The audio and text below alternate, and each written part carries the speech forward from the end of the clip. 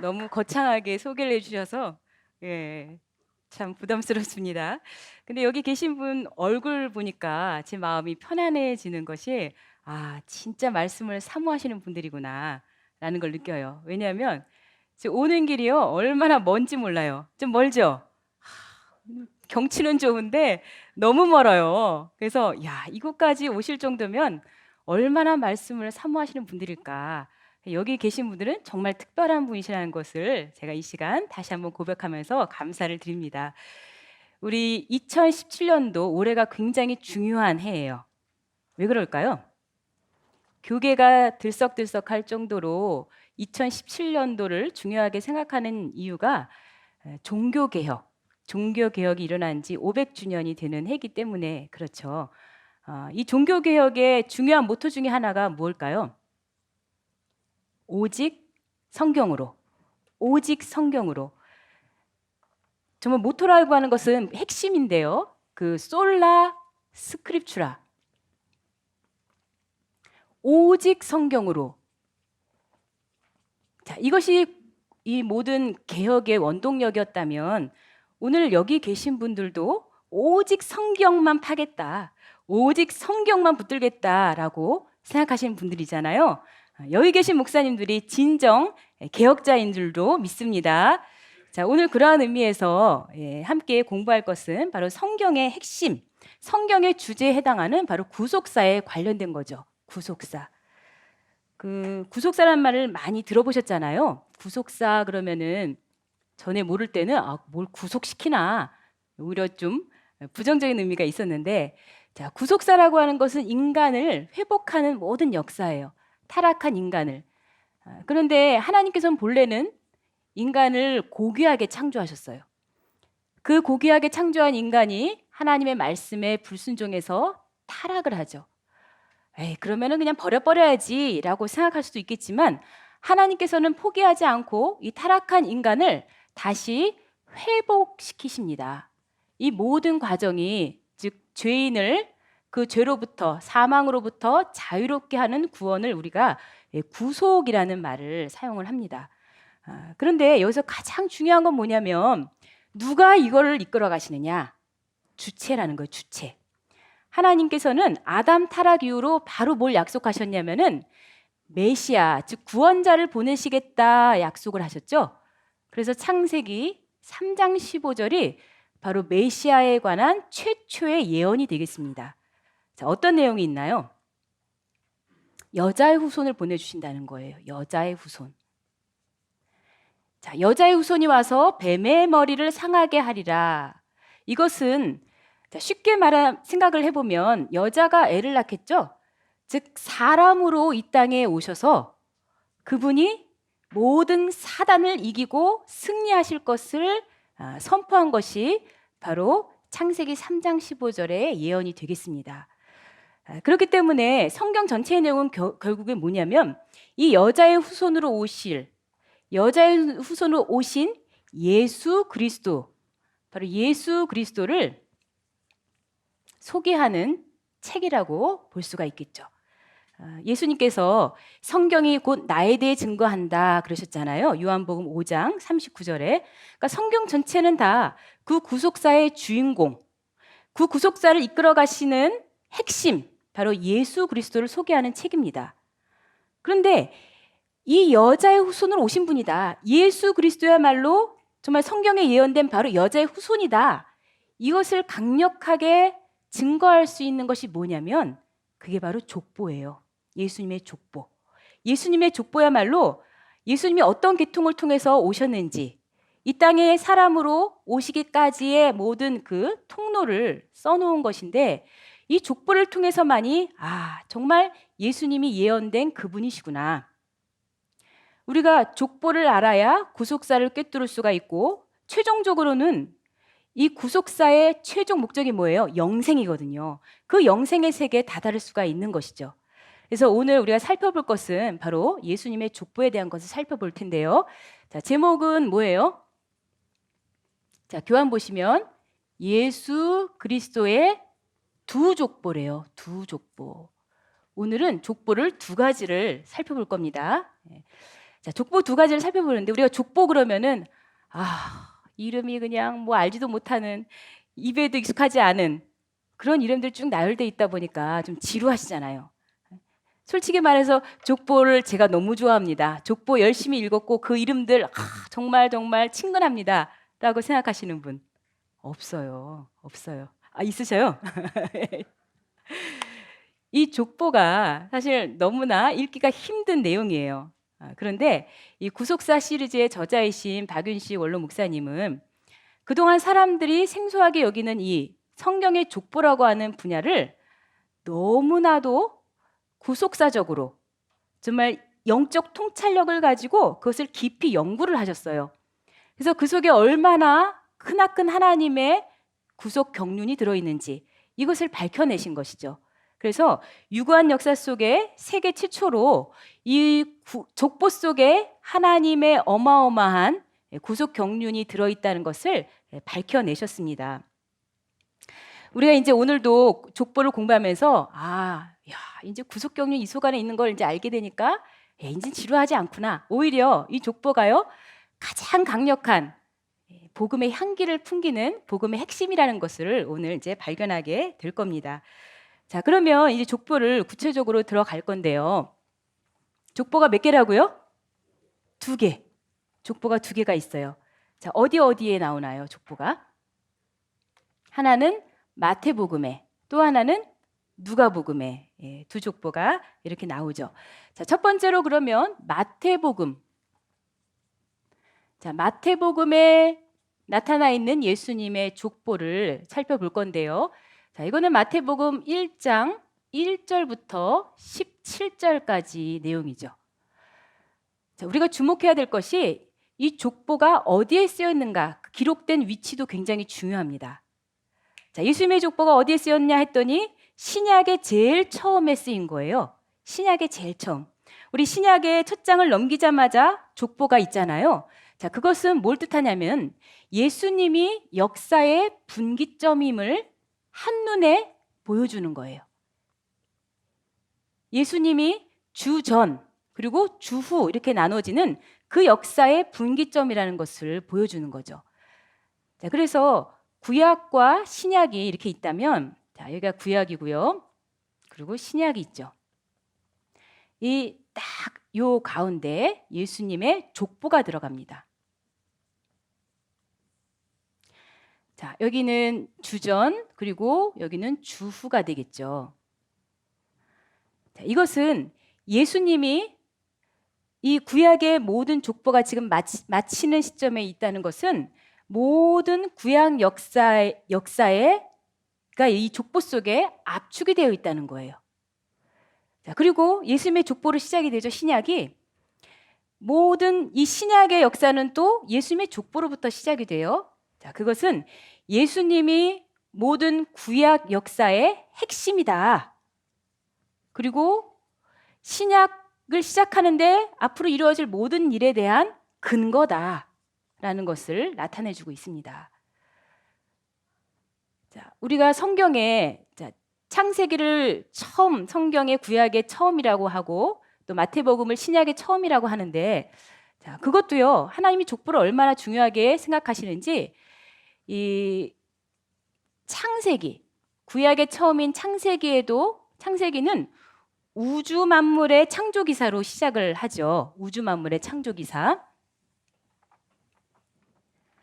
자, 우주 만물의 창조 기사가 이것도 결국은 족보예요. 자, 창세기 2장 4절을 보시면 천지에 창조된 대략이 이러하니라. 자, 천지에 창조된 대략이 이러하니라 했을 때 그 대략이라는 말도 이것은 족보를 가리키는 단어입니다. 히브리어로 아까 배우셨죠? 뭐예요? 톨레돗. 이것이 바로 천지 창조에 창조된 족보다. 이렇게 구약의 처음을 시작했어요. 자, 마태복음은 뭐냐? 마태복음은 족보 얘기지만 그것은 이제 예수 그리스도를 통한 새 창조를 나타내고 있는 거죠. 모든 타락한 인간을 구원하러 오신 예수님을 통해서 죄와 사망에서 건져내서 새로운 피조물로 만드실 그러한 새 창조의 역사를 족보로 지금 시작을 하고 있다는 겁니다. 자, 이렇게 해서 예수님의 족보가, 이 마태복음의 족보가 구약과 신약을 나누는 이 분기점에 기록되어 있다는 것은 굉장히 의미심장하다고 볼 수가 있죠. 자, 처음 마태복음 족보는 어떻게 시작을 합니까? 마태복음 1장 1절. 자, 마태복음 1장 1절이 곧 이 족보의 서론 부분이에요. 서론. 어떻게 시작을 하죠? 아브라함과 다윗의 자손 예수 그리스도의 세계라. 예수 그리스도의 세계라. 전에요, 이 세계가 저는 월드인 줄 알았어요. 월드. 그래서 보통 우리 세계를 이렇게 생각을 했어요. 근데 이게 아니에요. 그래서 그 초창기 때에도 통역하시는 분이 이제 어떻게 통역하나를 보니까, 물론 여전히 이 구속사를 안 배우신 분이라면요, This is the word of the Jesus Christ 이렇게 해요. 근데 이 월드가 아니라 뭘 쓰냐면 이을 개자를 씁니다. 이을 개자를 씁니다. 이을 개자를 써서 이것은 조상 대대로 내려오는 계통, 족보를 말하는 단어예요. 족보. 그래서 헬라어 아까 배우셨죠? 자, 헬라어로 뭘까요? 게네시스인데, 자, 그걸 복수로 해서 게네세오스. 게네세오스. 자, 이 게네세오스가 바로 기원, 근원, 처음이라고 하는 의미로서 이게 바로 족보라는 뜻이에요. 자, 이것이 바로 예수 그리스도의 족보다. 자, 그런데 이 마태복음 1장 1절에 아주 중요한 단어가 하나 붙어 있어요. 뭘까요? 비블로스. 비블로스, 게네세오스 이렇게 돼 있어요. 자, 이 비블로스라는 단어는 책이라는 뜻이죠. 책. 저 복습하는 것 같은데요. 아까 분명히 배우시지 않으셨어요? 예. 속으로 다 알고 계시는 거죠? 자, 이게 비블로스는 책이라는 뜻이에요. 그래서 족보 책이다. 예수님의 족보 책이다. 아니, 겨우 1장 1절부터 17절인데 무슨 이게 책이에요? 참, 하나님도 이상하시지. 어떻게 이 한 장도 안 되는 것 같고 책이라고 그러셨을까? 여기에는 방대한 내용의 구속사가 들어가 있는 거예요. 압축해서, 이름으로 압축해서 많은 내용들이 이 안에 들어있다는 것을 우리가 알 수 있죠. 그러니까 이게 바로 족보책이다라는 것만 우리가 들어도 이거 정말 연구할 가치가 있는 거구나. 이 안에 어마어마한 내용들이 다 들어가 있구나라는 것을 우리가 깨닫고 이제 족보에 주목을 해야 되는 겁니다. 자, 그러면 족보의 구조를 한번 살펴보는데요. 첫 번째로 이 족보의 구조를 우리가 풀 수 있는 중요한 단서가 되는 성경 구절. 자, 이 족보를 해석하는 데 있어서 열쇠가 되는 것이 뭐냐면 마태복음 1장 17절이죠. 자, 마태복음 1장 17절. 어떻게 족보를 우리가 구조를 봐야 되는지 우리 본문, 자, 교환해 보시면 같이 한번 읽어볼까요? 시작. 그런즉 모든 대수가 아브라함부터 다윗까지 14대요. 다윗부터 바벨론으로 이거할 때까지 14대요. 바벨론으로 이거한 후부터 그리스도까지 14대더라. 자, 족보의 구조는 바로 이렇게 되어 있습니다. 3기로 나눠져 있어요. 3기로. 그렇죠? 3기로 나눠져 있는데, 자, 제1기, 2기, 자, 3기. 1기는 누구부터 누구까지래요? 아브라함부터 다윗까지. 또 다윗부터 바벨론으로 이거할 때까지. 자, 바벨론으로 이거한 후에부터 이 족보의 주인공이신 예수 그리스도가 오시기까지 이렇게 했습니다. 그래서 이것을 연대로 하게 되면은 아브라함이 출생한 거가 주전 2166년이죠. 다윗이 헤브론 통치 때까지니까 1003년입니다. 다시 이건 1003년부터 예루살렘 통치가 시작이 되어서 바벨론 이거한 것은, 자, 성경에 보면 요시야가 나오는데 2차 포로 597년. 자, 597년에서 예수님이 주전 4년. 탄생을 하셨죠.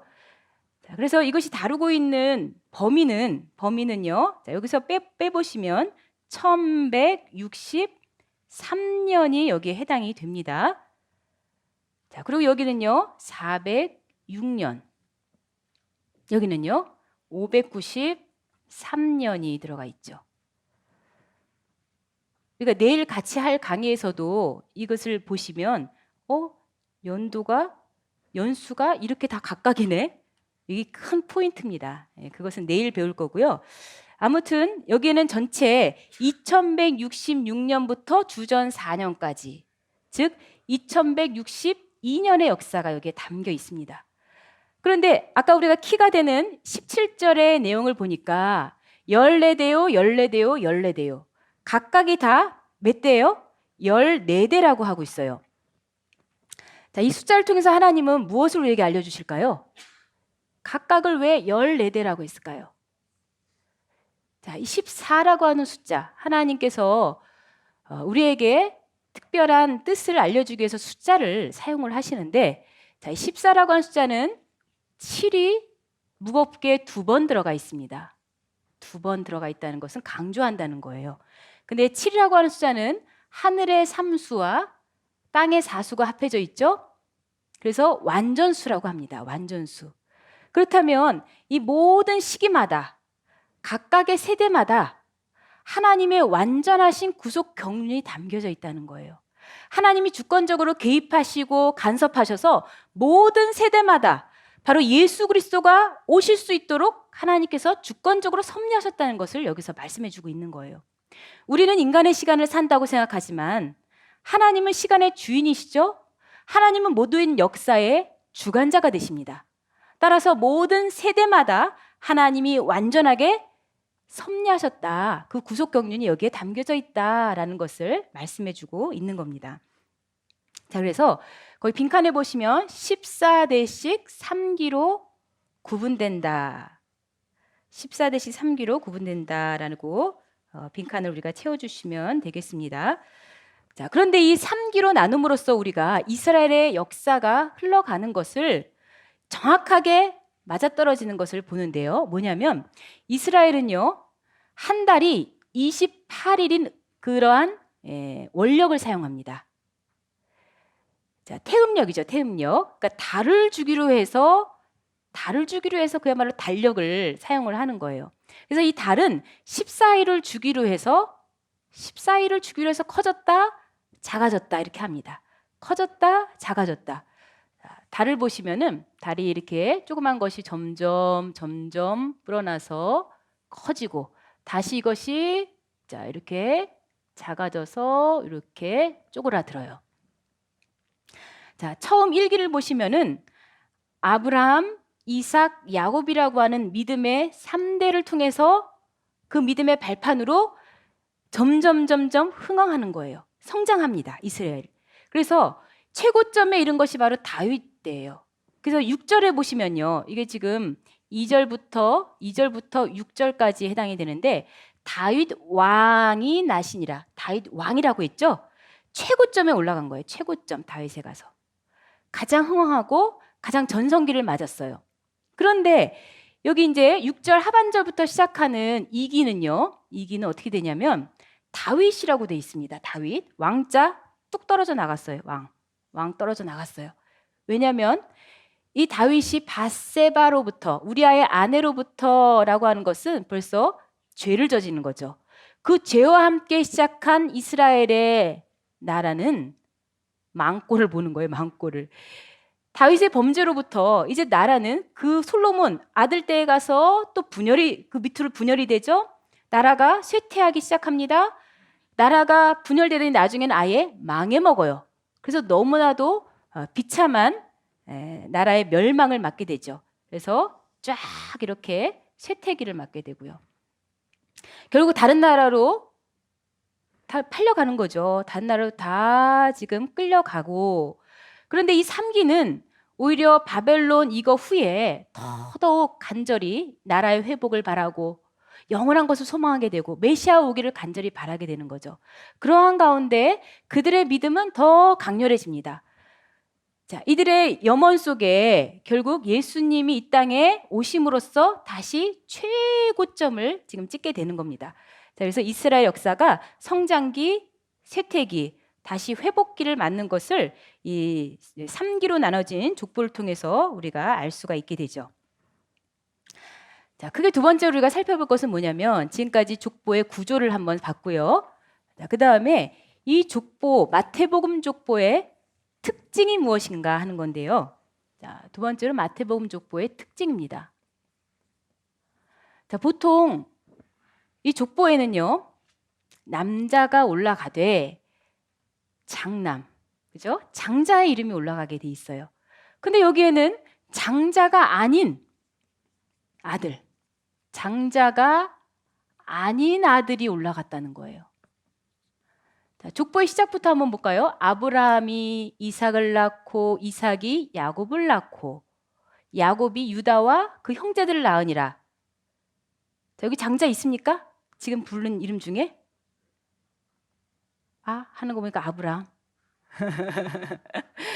아브라함도 장자가 아니에요. 물론 이제 창세기 11장 26절에 보시면 제일 처음에 이름이 기록이 돼 있어요. 데라가 70세에 아브라함과 나홀과 하란을 낳으니라 그랬는데, 그런데 이 앞뒤 구절을 잘 살펴보시면 아브라함이 첫 아들이 아니고 오히려 뒤에 있는 하란이 첫 아들이구나, 이렇게 된다는 것을 이제 살펴볼 수가 있는데, 자, 이렇게 이삭도 마찬가지죠. 이삭도 육신적으로 혈통적으로 장자가 아니죠. 형이 있어요. 형 누구예요? 이스마엘. 그리고 야곱도 마찬가지로 쌍둥이 형 에서가 있고요. 왜 그러면 족보에 장자 이름이 안 올라갔을까? 그러면 올라간 이 사람들은 도대체 뭐냐? 하나님께서는 혈통적 장조는 중요시하게 생각하지 않으셔요. 오히려 하나님이 인정하시는 것은 믿음의 장자예요. 믿음이 최고인 사람, 믿음으로 머리가 되는 사람, 믿음으로 앞서가는 사람, 이 사람이 진짜 장자라는 거예요.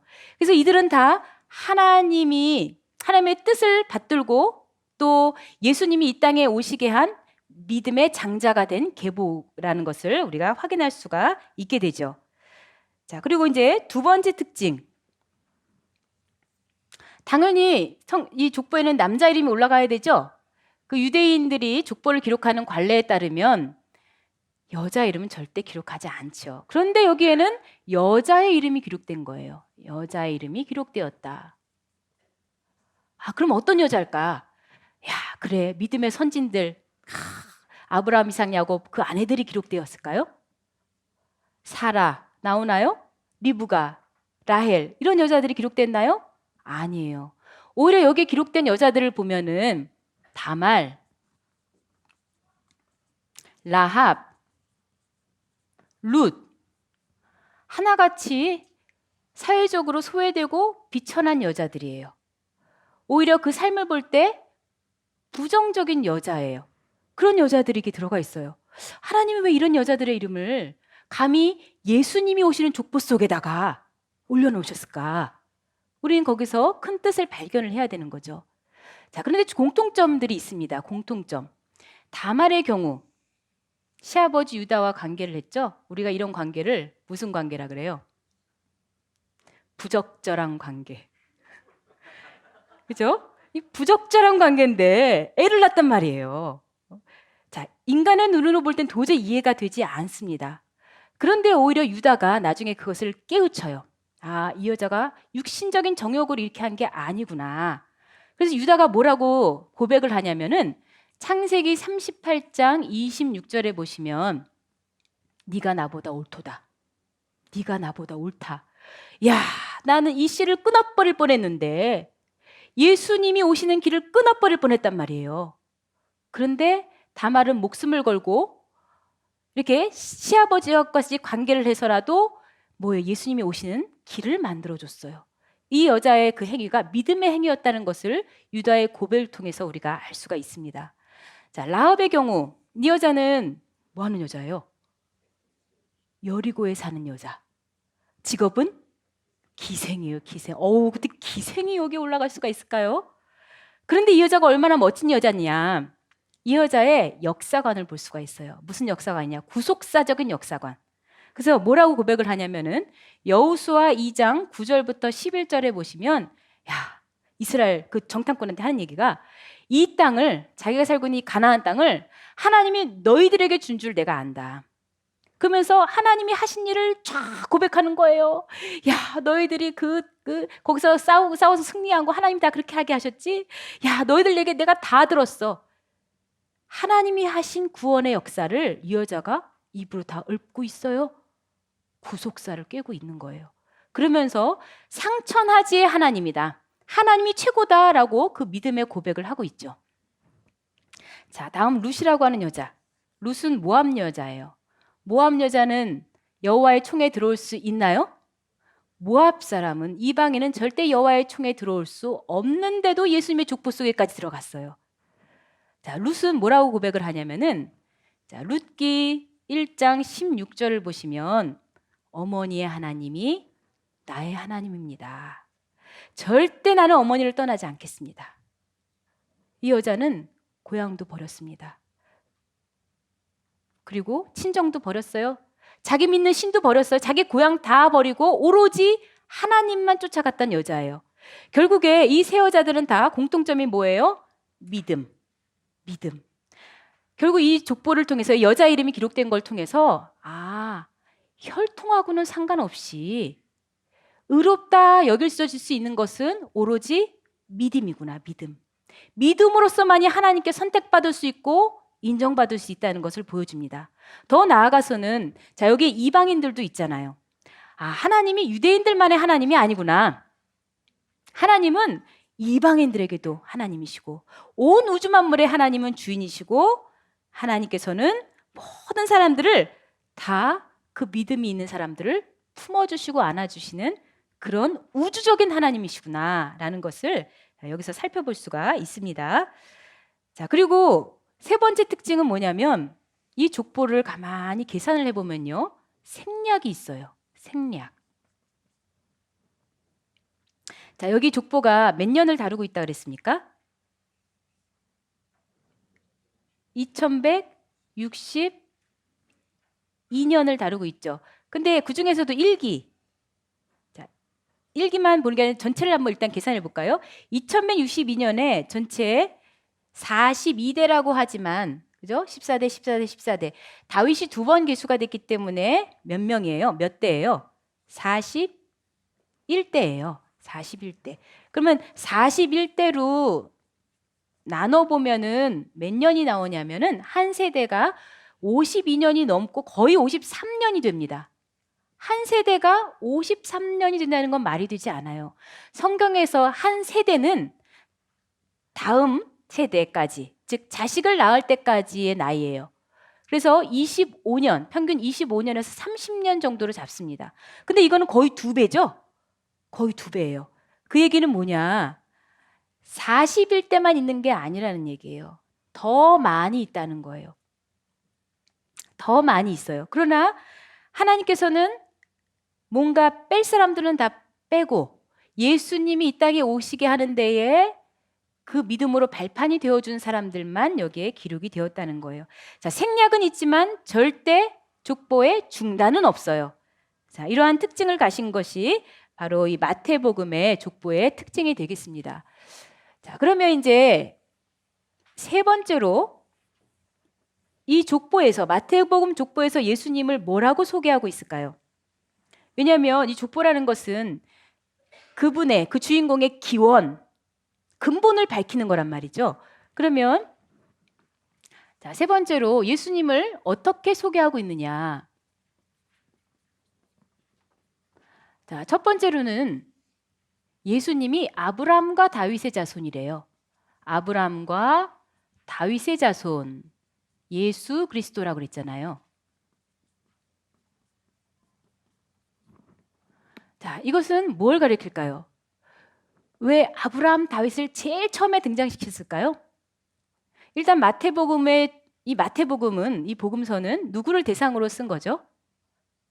누구를 대상으로? 누구를 읽으라고? 유대인들을 대상으로. 그러면 이 예수님의 그 위대하심을 지금 소개를 해야 되는데 이왕이면 유대인들이 껍벅 넘어갈 만한 사람을 들어야죠. 야, 이 집안이 어떤 집안인 줄 알아? 이분이 어떤 분인 줄 알아? 너희들이 그토록 우러러보는, 너희들이 가장 존경하는 그 인물 아브라함과 다윗의 자손으로 왔어 라고 해야 먹혀들거든요. 그래서 이 아브라함은 유대인들의 조상이라고, 자기네들이 아버지라고 얘기하잖아요. 그리고 다윗은 이스라엘의 왕통을 확립한 아주 위대한 왕이잖아요. 자, 그러한 이유도 있지만 더 중요한 건 뭐냐면은 하나님께서 아브라함에게 언약하셨어요. 네 자손을 통해서 메시아가 올 거야. 다윗에게도 야, 네 자손을 통해서 메시아가 올 거야 라고 약속을 하셨어요. 그 언약의 성취자로서 예수님 봐라, 정확하지 않느냐라는 것을 확인시키기 위해서 지금 아브라함과 다윗의 자손이라고 하고 있는 겁니다. 자, 그러면 구체적으로 아브라함에게 약속한 것을 한번 보시면 창세기 22장 18절, 우리 교재에 있죠? 창세기 22장 18절 말씀, 혹시나 졸릴까봐 같이 읽겠습니다. 22장 18절 말씀 시작. 또 내 씨로 말미암아 천하 만민이 복을 얻으리니 이는 내가 나의 말을 준행하였음이니라 하셨다 하니라. 자, 아브라함에게 말씀하는 거죠. 네 씨로 말미암아 천하 만민이 복을 얻어. 네 씨. 그러면 당연히 누구를 생각하겠습니까? 아브라함의 아들 이삭을 생각하겠죠. 그런데 피조물인 한 인간 이삭을 통해서 천하 만민이 복을 받는다는 게 이게 말이 될까요? 안 되죠. 여기서 내 씨, 이 내 씨라고 할 때는 히브리어 제라입니다. 제라. 단수로서 제라라는 이 단어는 어디에 처음 사용되느냐? 제라라는 단어가 어디에 처음 사용됐을까요? 성경에서.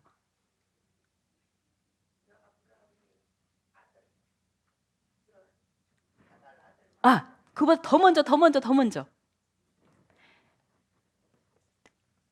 창세기 3장 15절 여자의 후손이 바로 제라예요. 여자의 후손이 한마디로 제라예요.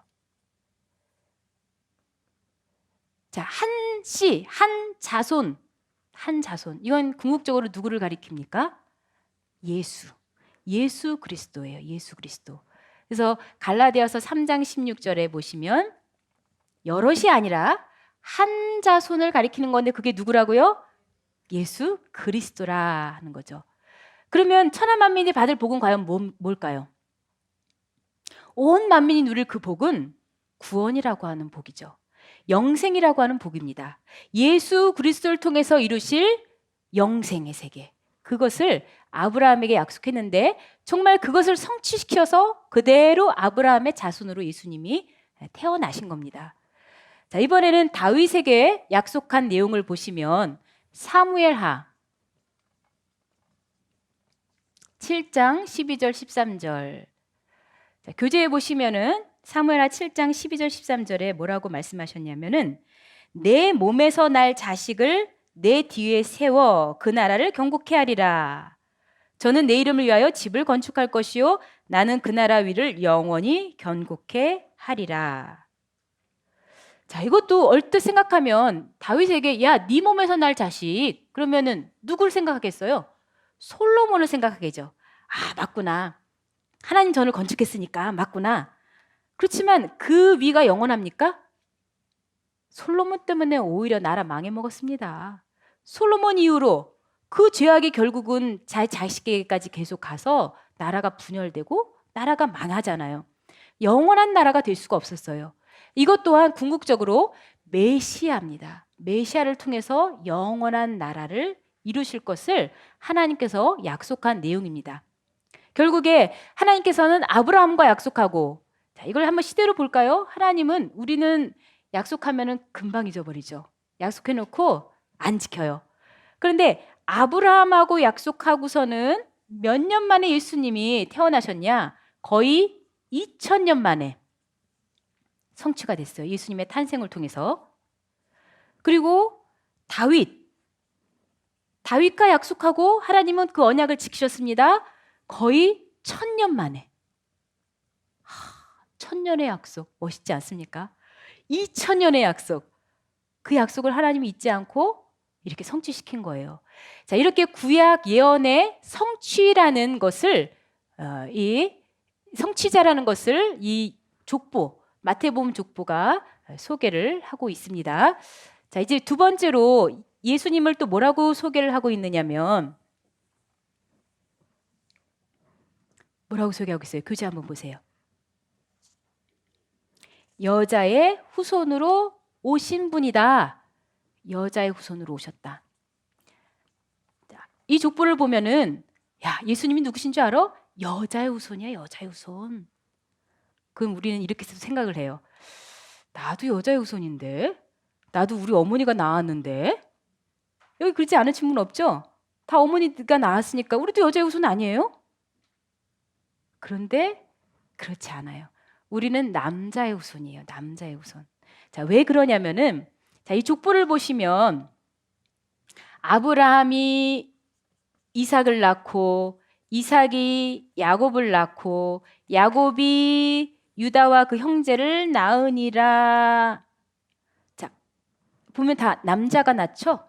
남자가 낳았어요. 자, 남자의 후손이에요. 남자의 후손이라는 것은 무슨 얘기냐?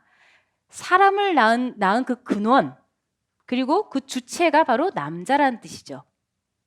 남자의 씨가 들어가서 부정모혈, 남자의 씨가 들어가서 우리가 낳게 됐잖아요. 그래서 저는 정씨입니다. 정씨예요, 정씨. 각자들 그 아버지의 씨가 들어간 거잖아요. 그러니까 우리 인생들은요, 다 남자의 후손이에요.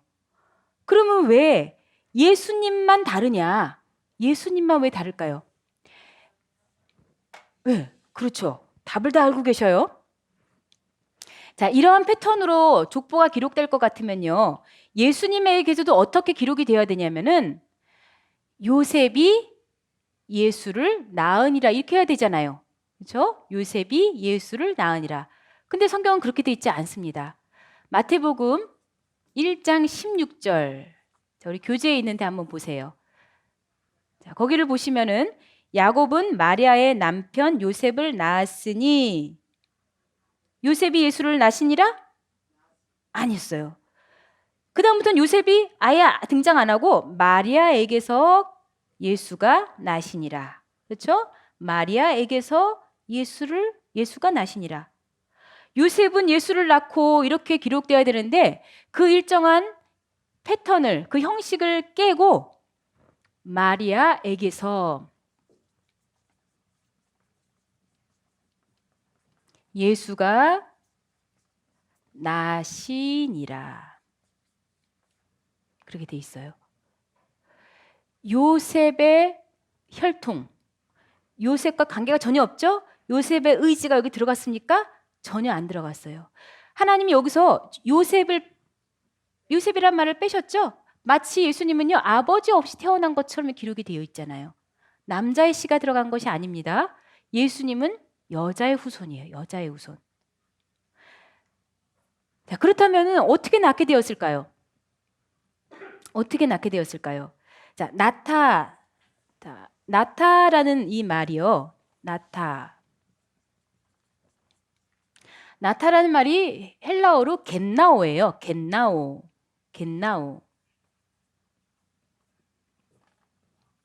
자, 이 겟나오라는 단어가 계속 사용이 되죠. 낳고 나시니라. 몇 번 사용되었을까요? 40번이 사용됐어요. 40번. 근데 그 40번 가운데 39번이 전부 이 겟나오의 능동태가 쓰였어요. 능동태. 즉 그 아빠가, 그 남자가 자신의 의지와 자신의 능력으로, 자신의 힘으로 낳은 거예요. 근데 오로지 예수님의 경우만 능동태가 아니라 수동태가 사용이 되어 있어요. 수동태. 즉 여기서도 지금 보니까 마리아가 낳은 게 아니에요. 마리아는 어떤 힘에 의해서 낳게 된 거예요. 그 어떤 힘이 뭐예요? 성령잉태라는 거죠. 하나님의 주권이 개입을 해서 성령을 통해서 낳게끔 하신 거예요. 그래서 에게네센 능동태는, 예수님은요 에게네데 이렇게 다르게 그 원문을 보면은 알 수가 있죠. 마리아가 절대 자기 힘으로 낳은 것이 아니라 하나님의 전능하시고 직접적인 역사로 된 것이라는 것을 마태복음 1장 18절을 보면 우리가 확인할 수가 있죠. 마태복음 1장 18절에 예수 그리스도의 나심은 이러하니라. 그 모친 마리아가 요셉과 정혼하고 동거하기 전에 성령으로 잉태된 것이 나타났더니. 자, 이것은 정말 인간의 상식을 초월한 거예요. 야, 어떻게 남자 없이 애를 낳을 수 있을까? 그러니까 예수님의 성육신은 그야말로 기적 중의 기적이죠. 기적 중의 기적. 요한복음 1장 14절에 말씀하셨죠? 말씀이 육신이 되어 우리 가운데 거하심에. 인간의 힘으로는 절대 될 수 없는 것입니다. 예수님이 바로 이 성령을 통해서 잉태되었다는 것을 이렇게 증거하고 있어요. 자, 지금까지 우리가 마태복음 족보를 살펴본 거예요. 마태복음 족보. 자, 그 다음에 예수님의 족보가 하나 더 있죠. 어디 있다고요? 누가복음 족보. 오늘 이제 크게 두 번째로는 바로 누가복음 족보를 보겠습니다. 누가복음에 나타나 있는 예수님의 족보. 그래서 그 내용은 누가복음 3장 23절부터 38절까지 기록이 되어 있어요. 자, 그 처음 부분, 즉 3장 23절. 자, 거기를 한번 볼까요? 자, 같이 읽습니다. 시작. 예수께서 가르치심을 시작하실 때에 30세쯤 되시니라. 사람들의 아는 대로는 요셉의 아들이니 요셉의 이상은 헬리요. 자, 이거 역시 족보가 어디에 기록되었나? 기록된 위치가 중요합니다. 위치. 왜 하나님은, 아니 아까 거는 좀 이해가 되죠. 마태복음, 그러니까 성경에 신약에 제일 처음에 기록되었다. 이해됩니다. 근데 이건 누가복음의 중간에 껴갖고 이렇게 넣어놨어요. 왜 그럴까요? 왜 그럴까요? 이유가 다 있습니다. 지금 예수께서 가르치심을 시작하실 때, 자, 그게 한 단어예요. 헬라어로는 가르치심을 시작하실 때에라는 것이 아르코라고 하는 한 단어예요. 이 단어가 무슨 뜻을 가지고 있냐면은 우두머리가 되다. 우두머리가 되다.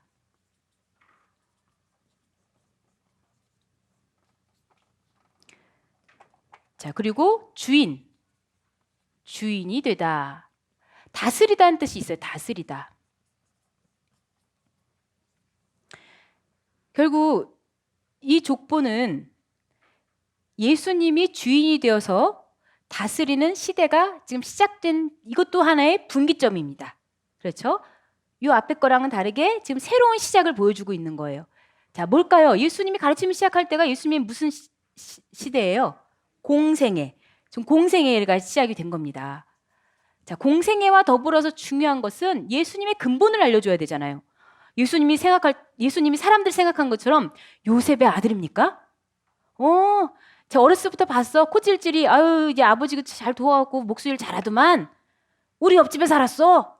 사람들의 생각 속에, 사람들은 습관처럼 요셉의 아들로 생각하고 있습니다. 계속 그렇게 생각하면 어떻게 돼요? 안 되죠. 예수님은 메시아인데 예수님을 나타내야 되잖아요. 그것을 족보를 통해서 지금 증명해내고 있는 겁니다. 사람들의 생각하는 대로 요셉의 아들이 아니다. 그렇지 않다. 그렇지 않고 그러면 누구냐? 자, 거기 보면 1번의 족보가 기록된 위치, 제가 빈칸으로 놔뒀는데 거기 뭐가 들어가야 될까요?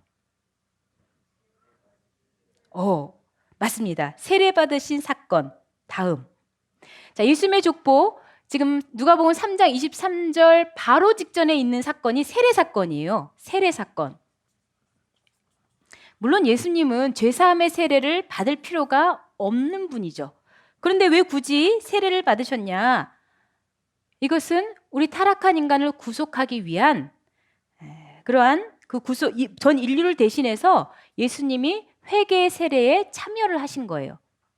그래서 예수님의 이 세례 사건을 똑같은 내용을 마태복음 3장에도 기록을 하고 있는데 거기서는 뭐라고 표현하고 있냐면 마태복음 3장 15절에 이것이 바로 모든 의를 이루는 거야 그랬어요. 세례 요한이 아이고 무슨 세례를 받으십니까? 감당치 못하겠습니다. 막았죠. 세례 요한이. 그렇지만 부득부득 예수님이 세례를 받으신다고 하면서 이것이 모든 의를 이루는 거야. 그러셨어요. 근데 자, 이 세례를 받으셨는데 물에서 싹 예수님이 올라오실 때 어떤 일이 일어났습니까? 하늘이 열리면서 음성이 들렸어요. 음성. 뭐라고 들렸어요? 이는 내 사랑하는 아들이요. 아니, 하늘에서 음성이 들렸는데 이는 내 사랑하는 아들이요. 누구 아들이라는 거예요? 하나님 아들. 하나님 아들이라는 거예요. 그래서 이 세례 사건, 이 음성과 더불어서 바로 족보가 튀어나오면서 마치 하나님의 아들인 거, 이걸 지금 증명하고 확증을 하고 있는 거죠. 그 사건을 통해 예수님이 누구신가를 보여줬지만 그것을 다시 족보를 통해서 예수님의 참된 근본, 예수님의 기원, 이것을 지금 다 드러내고 있는 거예요. 그래서 세례받으신 사건 다음이 아니라 바로 다음.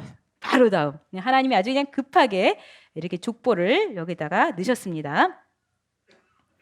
자, 그러면 자, 이 족보가 어디까지 그러면 쓰여지고 있는지.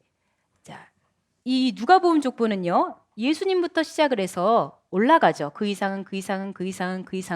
그래서 누구까지 올라가죠? 그 이상은 아담이요. 38절에 아담이요. 자, 그 이상은 아담이요. 예수님의 근원을 첫사람 아담까지 올라가고 있어요. 왜 그럴까요? 왜 아담에 연결시키고 있을까요? 아담은 타락한 사람인데, 아담은 타락했지만 그 타락한 것을 회복시키려고, 타락한 아담의 후예들을 회복시키기 위해서 예수님이 오셨다는 것을 이 족보가 보여주고 있는 거예요. 그래서 그 로마서 5장 12절에 보시면 이 아담의 불순종으로 인해서 결국 죄가 들어왔어요. 죄는 곧 뭘 가져옵니까? 사망을 가져오죠. 자, 로마서 5장 19절을 보면 이 아담은 불순종으로 인해서 죄를 결국 사망을 몰고 왔지만 그 사망으로 치닫는 인류를 위해서 예수님은 죽기까지 뭐 하셨느냐면 순종을 하셨어요. 순종. 예수님의 순종을 통해서 어떻게 됩니까? 예수님은 의를 이루고 있는 거예요. 의. 그러니까 아담에 붙어 있으면 다 죄인이 될 수밖에 없어요. 그런데 예수님이 그것을 바꿔주십니다. 예수님한테 붙으면 인류의 후예들은 다 의인이 될 수가 있는 거예요. 의인. 결국 이것은 뭘로 연결되느냐? 구원에 이르는 것이죠. 다른 말로 하면은 영생에 이르는 길을 예수님이 소개하고 있습니다. 예수님이 이 족보 속에 들어감으로써 예수님이 구원의 길을 온 인류에게 열어주셨다는 것을 보여주고 있는 것이죠. 그래서 아담으로 시작된 죄와 사망의 모든 역사가 이제 예수님이 영생의 역사, 생명의 역사로 바꾸셨다는 것을 우리가 확인하게 됩니다. 자, 그리고 이제 예수님을 또 뭐라고 설명을 하냐면은 그 이상으로 또 올라가 볼까요? 그 이상은 어디까지 올라갔나요? 하나님이요. 자, 그 이상은 하나님이요. 예수님의 근원을 어디까지 올라가느냐? 하나님과 연결시킴을 통해서 예수님은 신적 기원을 가지신 분이다. 신적 기원. 예수님의 신성을 드러내고 계시는 거예요. 그래서 누가복음 족보도 굉장히 중요합니다. 아니, 사람으로 오신 분인데, 인성을 가지고 오신 분인데, 우리는 다 사람으로 알았는데, 야, 이 족보를 보니 예수님은 하나님의 아들이시구나. 야, 그 근본이 예수님은 다르구나. 그래서 알고 보니 예수님은 독생하신 하나님이래요. 자, 요한복음 1장 18절에 말씀하고 있죠. 예수님은 독생하신 하나님이 나타나신 거예요. 인간의 눈으로만 보면은, 겉으로만 보면 절대 예수님의 근본을 파악할 수가 없는 거죠. 예수님의 본질을 알 수 있는 너무나 좋은 그 도구로 주신 것이 족보입니다. 그래서요, 사실 그 유대인들이 굉장히 이 족보에 치중을 하는데 참 참 이 유대인들을 위해서라도 이게 이렇게 족보가 제일 처음 첫 장에 기록되지 않았나 생각이 들어요. 그 전에 제가 회복이라고 하는 동영상을 본 적이 있어요. 아마 보신 분들 많죠. 회복. 그 이스라엘의 회복의 내용을 다큐멘터리식으로 담은 그런 동영상인데요. 근데 거기 보면은 마지막은 결국은 이스라엘 사람들이 회복을 해야 되잖아요. 마지막에 그 증거가 바로 그거잖아요. 그러니까 많은 사람들이 유대인을 전도하려고 다들 그 메시아닉주, 그러니까는 그 기독교를 개종한 유대인들이 다 자기 나라로 다시 돌아가서 전도를 합니다. 근데 그냥 전도가 되지 않아요. 왜냐하면 많은 테러를 받고 핍박을 받고 방해를 받기 때문에 이 사람들이 게릴라식 전도를 합니다. 갑자기 미리 말하지 않아요. 그냥 자기네들만 알고 무슨 홍보지를 붙이지도 않아요. 정한 어느 시간 어느 장소에 팍 모였다가 전도지 막 뿌리고 막 찬양하고 그리고 이제 성경을 나눠주고 그리고 팍 흩어지는 거예요. 근데 거기에 그 영상에 어떤 여자가 뭔가 하나를 받아갖고 왔어요.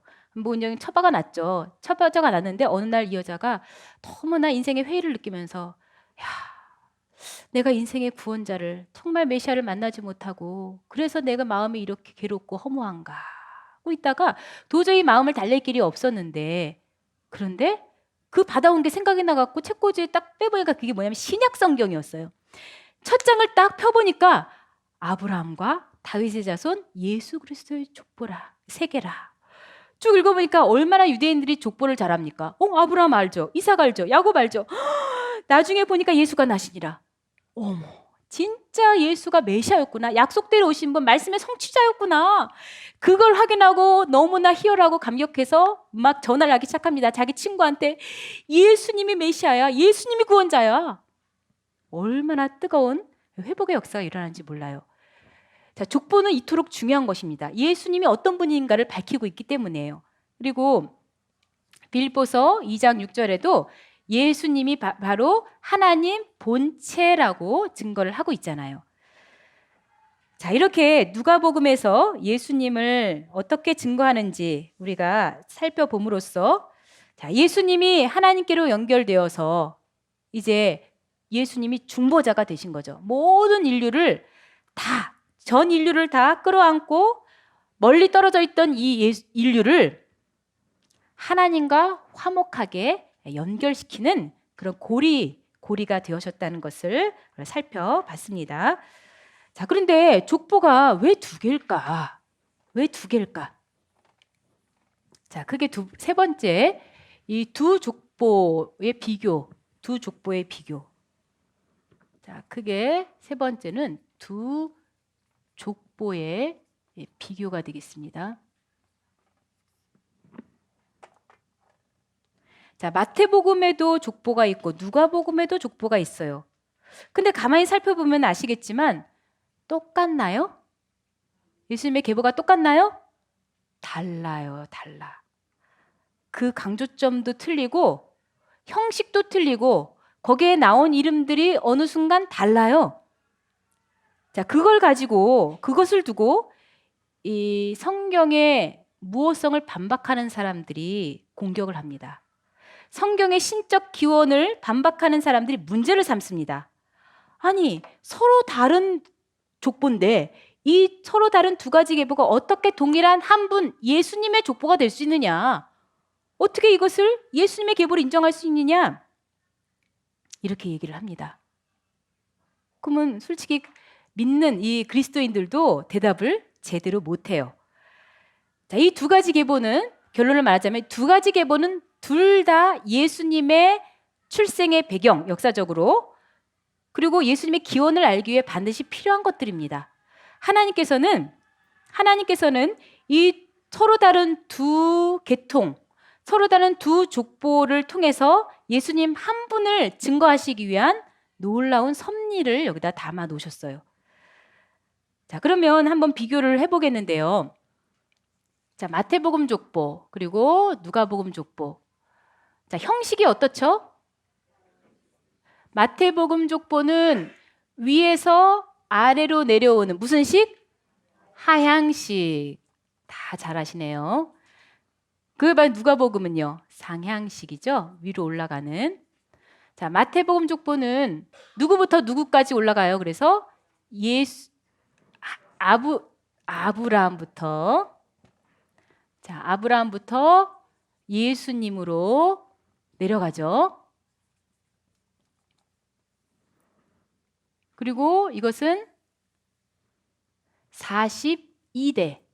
성경에 42대라 그랬죠. 근데 실제로 사람은 다윗이 2번 언급됐기 때문에 41명이에요. 41명. 자, 몇 년의 역사를 담았을까요? 거의 2000년의 역사를 담았어요. 2000년. 그죠? 자, 누가복음 족보. 누가복음 족보는 예수님부터 시작해서 올라갑니다. 누구까지 올라간다 그랬어요? 하나님으로 올라갑니다. 그리고 여기에는 77대가 기록이 되어 있습니다. 몇 년의 역사냐면 4000년의 역사를 담아놨습니다. 4000년의 역사가 담겨져 있어요. 자, 이 족보는요, 일단 비교를 하기 위해서 같은 시점, 동일한 시점부터 우리가 출발을 하겠는데요. 자, 그러면은 아브라함부터 쭉 내려가고 올라가고 해서 다윗까지는 동일합니다. 아브라함부터 다윗까지는 두 족보가 동일합니다. 단 하나 차이점이 있다면 마태복음 족보에는 1장 3절에 람이라고 되어 있는데, 자, 동일한 자리에 이 누가복음 족보는 아니라고 기록이 되어 있어요. 누가복음 3장 33절에. 자, 그렇지만 이 두 사람은 뜻이 같아요. 높다. 높다라는 뜻으로 같은 사람이라는 것을 우리가 금방 알게 됩니다. 근데 이제 다윗부터는 어떻게 되느냐? 자, 다윗부터는 어떻게 되냐면은 나눠집니다. 마태복음 족보는 솔로몬이 등장을 하고요. 누가복음 족보는 나단이 기록이 되어 있어요.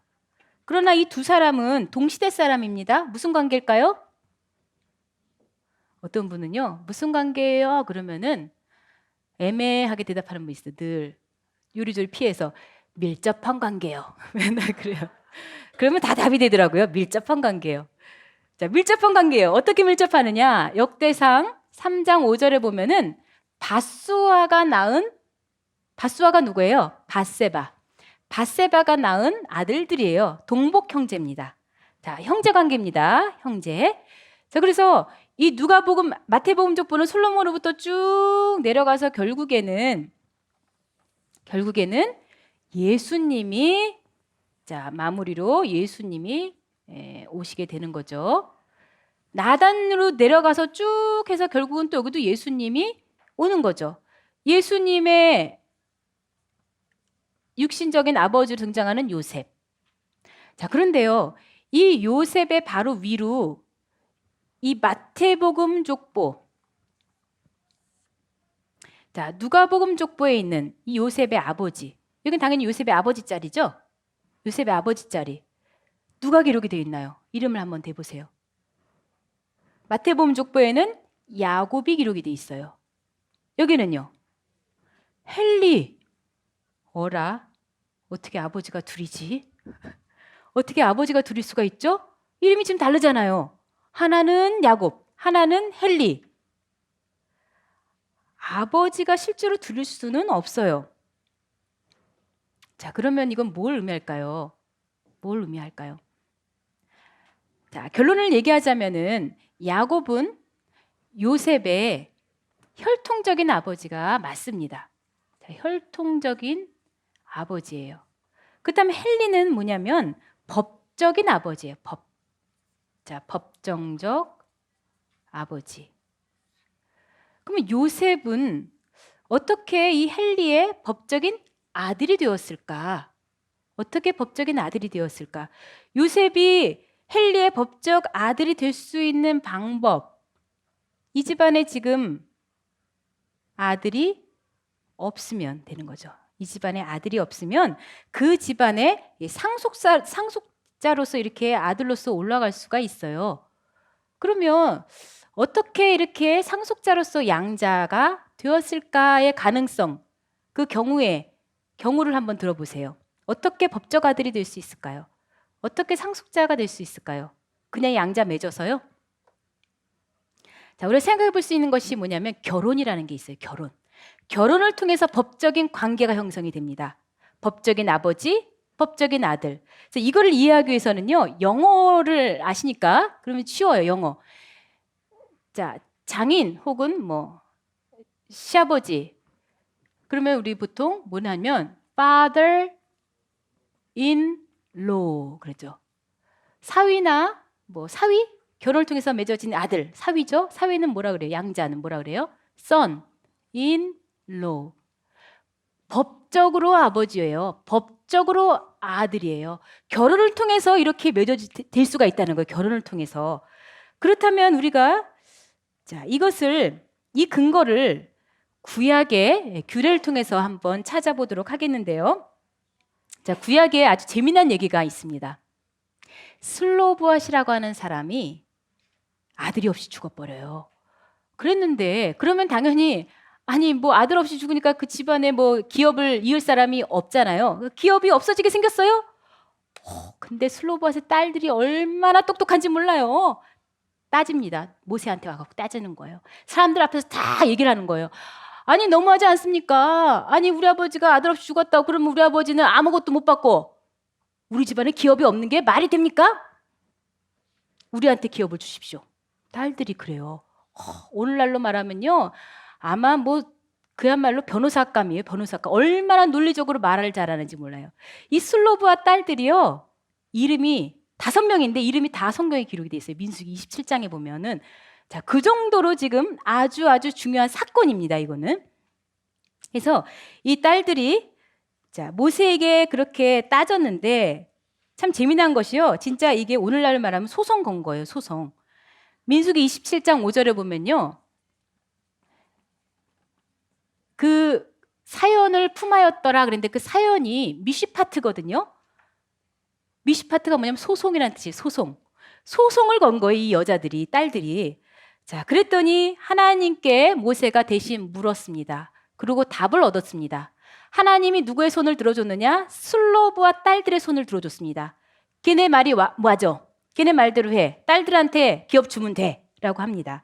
자, 그 내용을 우리 민수기 27장 자, 교재에 7절 한번 보세요. 7절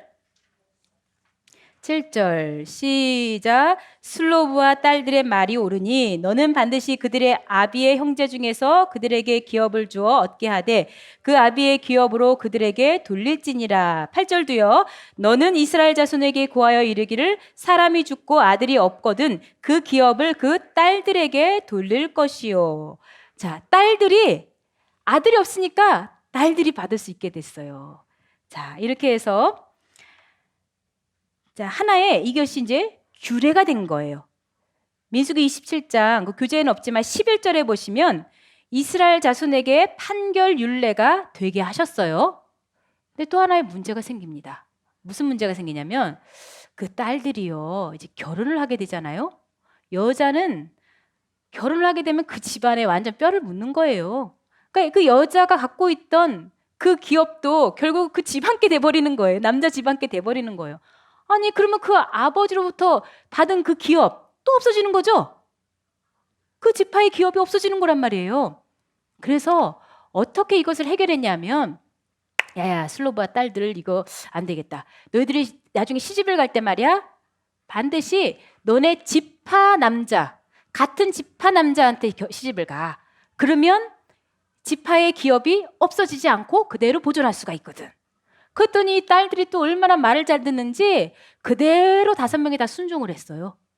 그래서 그 기업을 보존하게 되었다는 내용을 자 민수기 36장 거기 6절에 보시면 슬로보앗의 딸들에게 대한 여호와의 명이 이러하니라. 이르시되 슬로보앗의 딸들은 마음대로 시집 가려니와 오직 그 조상 지파의 가족에게로만 갈지니 그리하면 이스라엘 자손의 기업이 이 지파에서 저 지파로 옮기지 않고 이스라엘 자손이 다 각기 조상 지파의 기업을 지킬 것이니라. 이렇게 돼 있어요. 자, 그러면 우리가 뭘 생각해 볼 수 있냐면 이러한 구약의 규례에 우리가 근거해서 마리아의 경우도 아버지 홀딱 지워버렸습니다. 여기 아버지 없어졌어요. 자, 야곱, 자, 헨리. 이 아버지 헨리에게 아들이 없었던 거예요. 그러니까는 마리아가 딸로서 그 기업의 상속자가 돼서 가졌어요. 근데 그 기업을 지키기 위해서는 어떻게 해요? 같은 지파 남자에게 시집을 가야죠. 그게 누구예요? 그 남자가 요셉. 그 요셉이 법적 상속자가 된 거죠. 여기는 족보에는 아들 이름이 올라가야 되니까, 남자 이름이 올라가야 되니까. 자, 이렇게 해서 결국에 우리가 정말 신기한 걸 발견한 것은 결국 이것은 요셉의 가문이죠. 요셉의 가문. 여기는 마리아의 가문이라는 것을 알 수가 있죠. 자, 이것을 뒷받침하는 헬라어 원문에서 찾아볼 수 있는 아주 독특한 점이 있는데요. 자, 그게 뭐냐면 이 누가복음 족보를 보시면요. 각 이름마다 그 이상은 그 이상은 그 이상은 이렇게 했을 때 그 각 이름마다 투라고 하는 정관사가 있어요. 투라고 하는 정관사가 붙었어요. 이름 앞에. 자, 아버지와 아들 사이에 계속 이렇게 이름 앞에 있는데 그게 요셉에게만 빠져 있습니다. 이 투라고 하는 정관사가 요셉한테는 없어요. 그 얘기는 뭐냐? 이 족보는 요셉의 족보가 아니라는 거예요. 실질적으로 요셉은 여기에 속한 사람이 본래는 아니라는 거예요. 자, 이것을 우리가 개역 성경에서는 반영을 해서 번역을 했는데요. 뭐냐면은 이 아버지와 아들 사이에 자, 어떻게 표현을 하냐면 자, 우리 그 누가복음 3장 23절에 보면 요셉 이상은 누구예요? 헬리오. 그랬죠? 요셉 이상은 헬리오. 그 다음부터는요. 자, 24절을 보면은 그 이상은 마따시오. 그 이상은 레위요. 그 이상은 누구예요? 멜기요. 그 이상은 얀나요. 그 이상은 차이점이 있죠? 요셉한테만 그라는 말이 없어요. 다른 거에는 다 그 이상은 해놨는데 그라는 말이 없죠. 이것은 헬라어 원문에 있는 걸 살려갖고 자, 이렇게 말한 겁니다. 무슨 얘기냐면은 요셉과 헬리아의 관계는 다른 사람들, 아버지의 그 다른 사람들과의 관계하고는 다르다는 거예요. 요셉과 헬리아의 관계가 지금 다른 건 진짜 아버지와 아들로 연결된 거잖아요. 이것은 요셉의 육신적인 아버지예요? 아니라 법정적인 아버지. 즉, 이건 본래가 마리아의 가문이라는 것을 알 수가 있습니다. 자, 이렇게 해서 우리는 두 족보가 나누어져 있었는데 분명히 아까 다윗 이후로 솔로몬과 또 나단으로 나뉘어져 갖고 이렇게 흘러갔는데 거의 1000년 만에 1000년의 시간이 지났어요. 거의 1000년 만에 요셉을 통해서 하나로 만나게 되는 거예요. 요셉을 통해서 이 족보가 하나로 만납니다. 자, 이 기가 막힌 만남. 이거는 하나님이 만드신 겁니다. 하나님께서 무엇을 찾았느냐? 예수님을 이 땅에 오게 하시기 위해서 다윗의 자손, 즉 유다 지파인 마리아를 찾으시고 요셉을 찾아서 이들을 결혼을 통해 하나로 만나게 하셔서 누가 나게 한 거예요? 예수님을 나게 하시려고. 하나님이 얼마나 간섭을 하셨는지 몰라요. 자, 그러한 가운데 이들은요, 마리아는 얼마나 위대합니까? 이거 지금 가브리엘 천사가 와서 얘기를 해주긴 해줬지만, 내가 무슨 애를 가져. 이게 남자 관계인데 갑자기 배가 불러와요. 그렇게 했다가 정원한 요셉한테 자기는 버림받을 수도 있고, 아니면 더 나아가서 사람들에게 돌탕 맞아 죽을 수도 있는데, 이러한 위험을 감수하고 뭐라고 했느냐? 말씀대로 이루어지니다 라고 순종을 했어요. 그래서 뱃속에 있는 예수님을 보호할 수가, 끝까지 지킬 수가 있었다는 거예요. 요셉도 굉장히 선한 사람, 의로운 사람이죠. 그 여자 배불러 오는데 세상에 가만히 끊고자 했죠. 또 천사장이 와서 얘기해 줍니다. 야, 그거 성령으로 잉태한 거다. 그 얘기를 듣고서는 요셉은 어떻게 했어요? 보호를 해줬죠. 마리아를 오히려 보호해주고 예수님 낳기까지 동침하지 않았다는 거예요. 자, 이렇게 해서 약속하신 여자의 후손이 한치의 오차도 없이 하나님께서 정하신 때에 맞춰서 하나님의 구속 경륜대로 이 땅에 오시게 됐습니다. 그래서 갈라디아서 4장 4절은 예수님의 오신 사건을 때가 참에